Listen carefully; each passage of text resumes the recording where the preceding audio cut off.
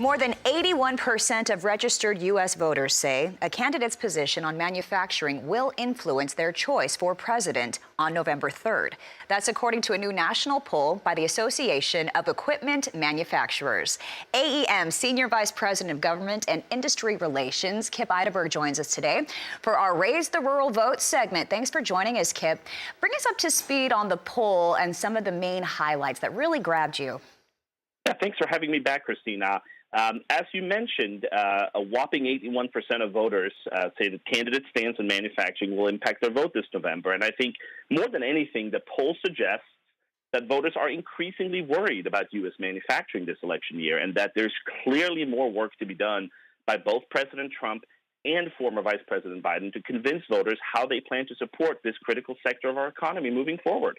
Absolutely, because it plays such an integral role in rural America and the success thereof. How has voters' view of manufacturing as a key election issue changed over time, because we've evolved into more of a manufacturing economy?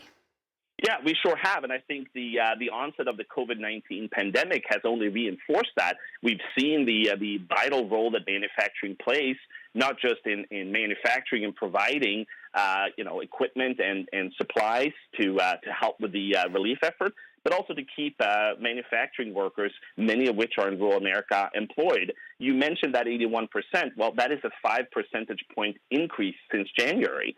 So clearly voters are looking more and more to how candidates are going to support manufacturing going forward. I think it is going to be one of the most important issues this election. Wow. Let's talk about the nitty-gritty of it. What are some of the pro-manufacturing policies that U.S. voters believe candidates should most support? What are the big ones?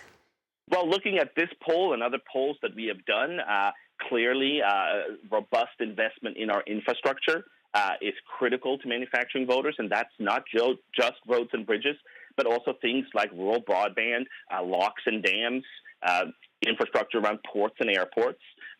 Obviously, when you look at rural America, any policy that supports and strengthens, the agriculture economy, be it support for the renewable fuel standard, or helping ensure that we have free and fair trade agreements, so that our farmers can sell their commodities overseas, continue to score high on those policy priorities that manufacturing workers want their elected officials to support.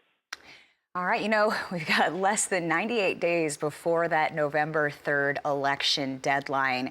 What is your big takeaway from the poll, and what do you expect to see moving forward when it comes to these results?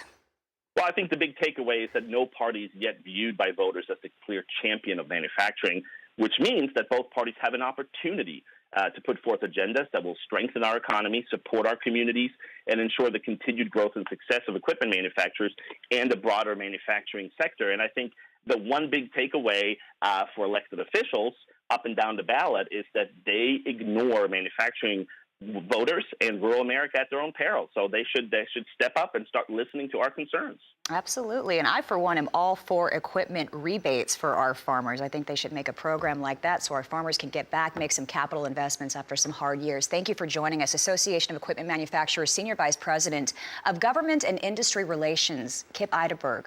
We appreciate your time.